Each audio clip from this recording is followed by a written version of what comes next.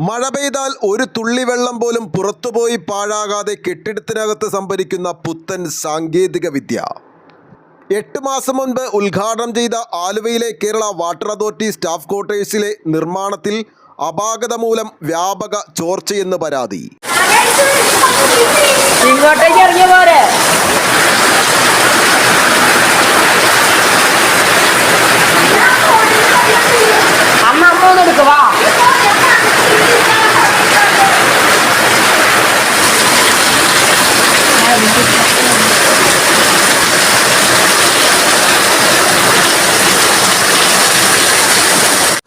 ഞങ്ങളിവിടെ വാട്ടർ അതോറിറ്റിയുടെ ക്വാർട്ടേഴ്സിൽ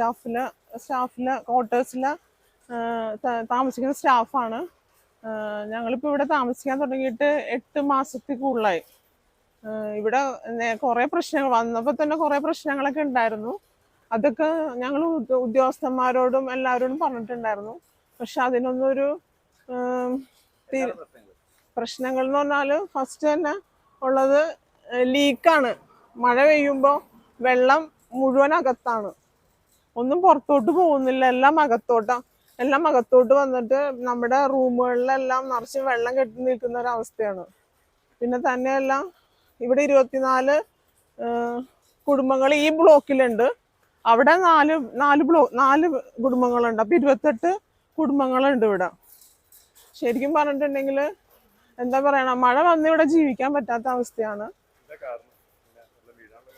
വെള്ളം വീഴാനുള്ള റൂഫിങ് ഇല്ല, പിന്നെ സൺസൈഡ് ഇല്ലാതെയാണ് ഈ ബിൽഡിംഗ് പണിത് വെച്ചേക്കുന്നത്.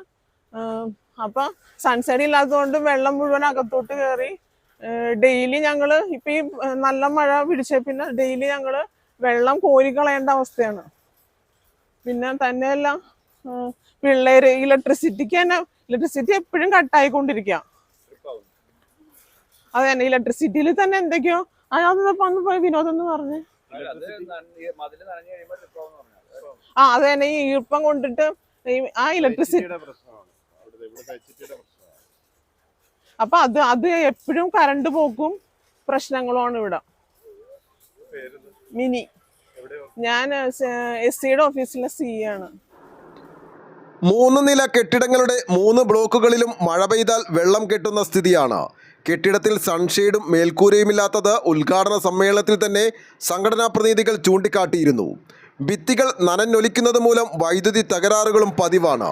10 കോടി രൂപ മുടക്കി നിർമ്മാണം പൂർത്തിയാക്കിയ കെട്ടിടത്തിലാണ് ഈ അവസ്ഥയെന്നാണ് ഇവിടെയുള്ളവർ പറയുന്നത്. ഇതിൽ പ്രതിഷേധിച്ച എറണാകുളം മഹാരാജാസിനടുത്തുള്ള ചീഫ് എഞ്ചിനീയർ ഓഫീസിൽ പ്രതിഷേധവും സംഘടിപ്പിച്ചു.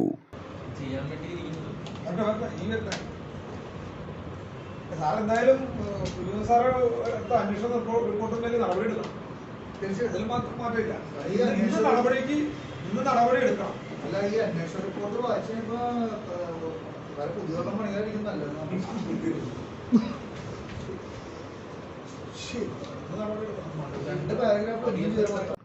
ന്യൂസ് ബോക്സ് ലൈവിന് വേണ്ടി സനൂപ് കളമശ്ശേരി.